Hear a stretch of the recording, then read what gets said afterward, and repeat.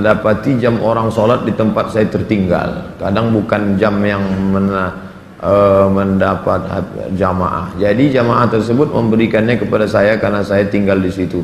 Bagaimana itu Pak Ustadz? Buat pengumuman kehilangan, pernah saya buat nggak ada respon. Sekarang di kamar saya ada 2 jam orang tertinggal. Misalnya saya mau pakai, gimana hukumnya Pak Ustadz? Ini namanya luqatah. Luqatah, barang temuan itu menjadi milik engkau wahai adinda kalau sudah setahun tak ada pemiliknya. Setahun tak ada pemiliknya, catat tanggalnya. Setahun tak ada pemiliknya, maka punya engkau. Berdoalah, pokoknya selama setahun itu berdoa supaya tak datang pemilik. Kalau dalam setahun itu ada pemiliknya, apa boleh buat, belum rezeki. Mudah-mudahan ada yang kehilangan lagi. Kenapa sebagian orang tak mau baca Sayyidina dalam salawat Nabi? Apa alasannya? Alasannya karena katanya menambah-nambah. Allahumma salli ala Sayyidina. Yang tambah-tambah. Nabi tak pernah menyebut. Nabi sendiri menyebut. Ana Sayyidu waladi Adam. Hadis sahih. Ana Sayyidu waladi Adam. Aku pemimpin anak cucu Adam. Maka saya pun menyebut Allahumma salli ala Sayyidina Muhammad. Allahumma salli wa sallim alaih. Tapi saya tak ekstrim. Yang mau pakai Sayyidina silakan. Yang tak mau pakai Sayyidina tak apa-apa. Tapi saya pakai Sayyidina jangan salahkan. Dalam solat tak membaca bismillah dalam baca al-fatihah, apa solatnya sah? Tentang baca basmalah dalam fatihah hukumnya 3. Mazhab Syafi'i pakai bismillah jahar. Bismillahirrahmanirrahim. Syafi'i. Kalau Hanafi sama Hambali, Alhamdulillahi Rabbil Alamin Ar-Rahmanir Rahim. Itu Hanafi sama Hambali. Kalau Maliki tak pakai bismillah sama sekali. Allahu Akbar. Alhamdulillahi Rabbil Alamin. Itu Maliki. Tak ada yang salah. Yang jadi salah di mana? Ketika masjid itu bermazhab Syafi'i, ente masuk petantang petenteng pakai bismillah. Di situ letak kesalahannya. Makanya ketika Syekh Abdurrahman Sudes, Imam Masjidil Haram ke Istiqlal, dia pakai bismillah. Terkejut-kejut orang Jakarta. Pakai bismillah dia. Dia tahu Dr. Abdurrahman Sudes dari Ummul Qura. Sebutkan, jelaskan ciri-ciri Khawarij. Apakah membid'ahkan amaliyah orang lain merasa diri paling benar merupakan ciri-ciri Khawarij? Yang memancing saya ngajak-ngajak mau mengkhawarijkan Salafi. Nanti setelah saya khawarijkan Salafi, direkam, diupload, habis itu habislah saya diserang Salafi. Baca ajalah buku saya itu baik-baik. Capek saya dah kelai-kelai itu. Apakah Hajar Aswad sudah ada sejak Nabi Ibrahim? Hajar Aswad itu adalah salah satu barang pernak-pernik surga yang ada di bumi. Hadisnya sahih bahwa batu Hajar Aswad itu dulu putih, lalu karena banyak dipegang orang berdosa maka berubah menjadi hitam. Itu bukan pendapat ulama, hadisnya sahih tentang Hajar Aswad. Dibawa Nabi Adam rindu dengan surga, maka diturunkan Allah. Jadi bukan Adam. Ada pula saya dengar orang ceramah, waktu Nabi Adam mau turun ke surga, dia ada mau bawa, diambilnya batu, dikepitnya di ketiaknya. Bukan begitu.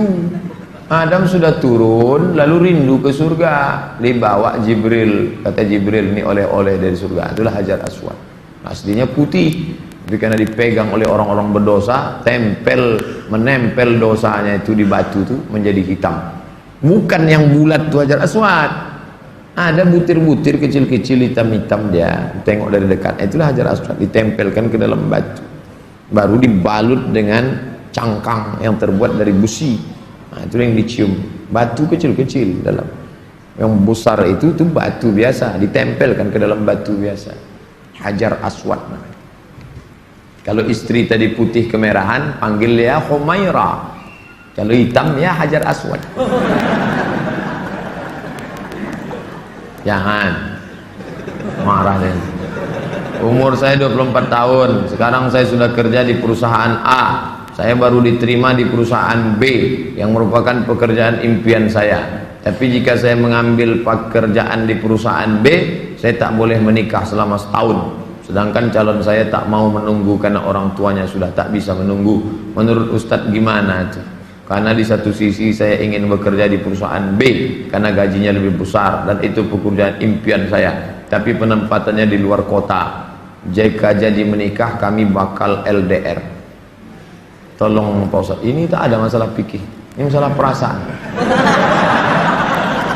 Saya hanya bisa menjawab masalah-masalah fikih. Adapun masalah perasaan,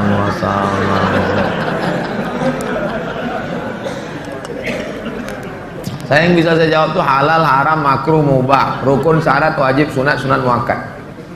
Adapun masalah ini baiknya kalian duduklah musyawarah. Adinda, kita menikah ini kan saling pengertian. Aku kuliah pontang-panting mau kerja ini kerja yang paling. Tolonglah kau pahami keadaanku sekarang. Kalau dari awal aja dia tak bisa ngerti kita, gimana setelahnya? Ini belum lagi menikah, main paksa-paksa, tak bisa. Ini dua makhluk yang berbeda. Walaupun sama-sama mau makan telur ayam, yang satu mata sapi, yang satu dadar, bisa berkelahi. Dia harus mengalah. Hari ini aku mata sapi, besok kau dadar. Ya, lama-lama yang mata sapi suka dadar, yang dadar suka mata sapi. Harus begitu. Nah, kan keperasaan juga ujung. Berapa menit setelah berbuka baru azan Pak Ustaz? Waktu azan itulah berbuka. Tengok definisi puasa. Imsakun nafsi, menahan diri anil mahzurati, dari semua yang membatalkan puasa.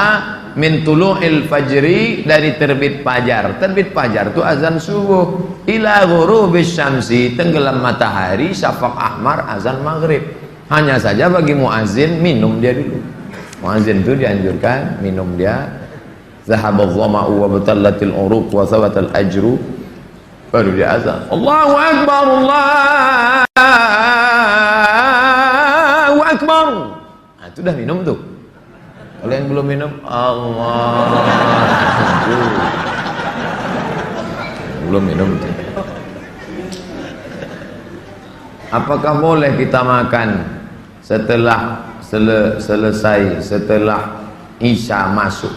Yang penting batalkan dulu puasanya dengan minum kah, makan buah kah. Jangan makan es, karena usus itu kering. Knalpot yang kering panas disiramkan air es, mengelupas cat-catnya. Begitulah usus kita itu rusak. Maka yang paling bagus orang Mesir, korma kering, bukan korma yang basah, korma kering, pecah-pecah, buang bijinya, masukkan ke dalam, siram pakai air panas.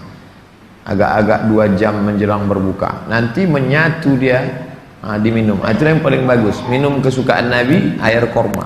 Minum air korma. Bagus, manis dia. Maka usus kita awet.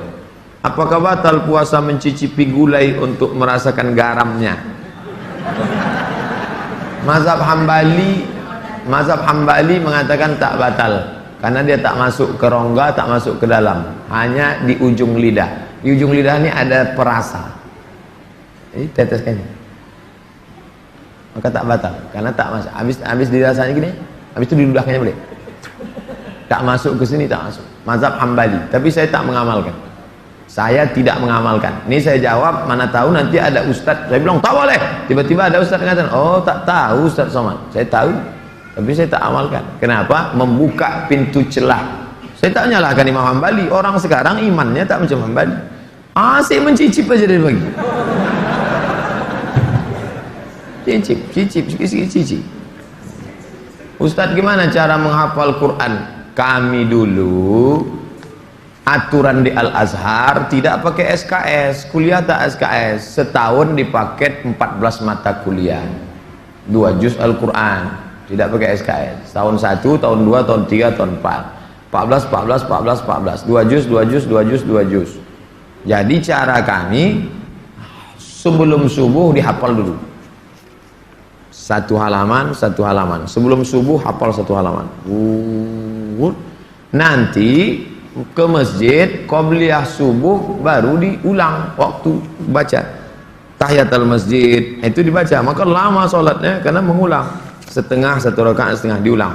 tahiyatul masjid, qabliyah subuh, duha, qabliyah zuhur, ba'diyah zuhur, dalam sholat zuhur, qabliyah asar. Nanti asar distorkan ke syekh. Biasanya di tiang-tiang syekh nunggu ngapal. Tapi yang mau menghafal ngantri panjang, nyetorkan hafalan. Tradisi itu tak ada di Pekanbaru. Kalau di Mesir menyetorkan hafalan ngantri menjelang asar sampai maghrib, menyetorkan hafalan setengah juz. 1 hari 2 hari, jadi 20 hari hafal 1 juz.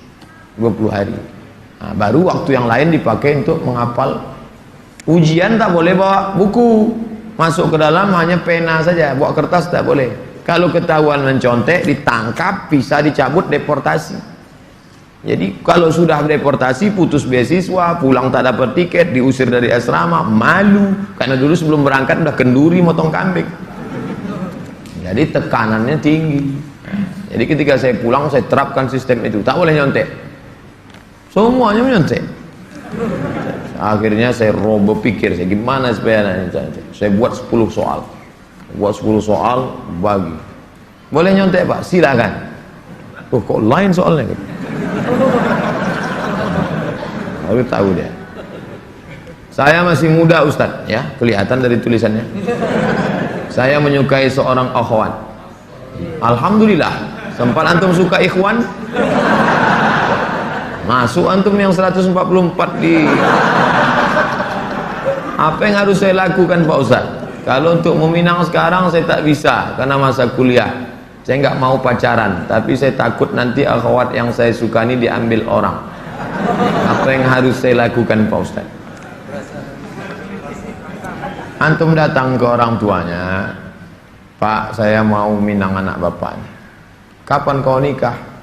Ya setelah selesai kuliah lah. Semester berapa sekarang? Baru daftar Pak.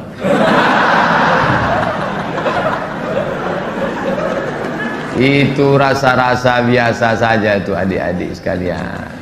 Nanti setelah sekalian kuliah, banyak yang lebih cantik, lebih mantap dari itu. Anggap ingin lalu aja. Tak ada. Nanti setelah kalian selesai, banyak yang lebih hebat lagi daripada itu. Maka tundukkan pandangan. Yang gadis-gadis bagus pakai cadar supaya tak nampak laki-laki wajah.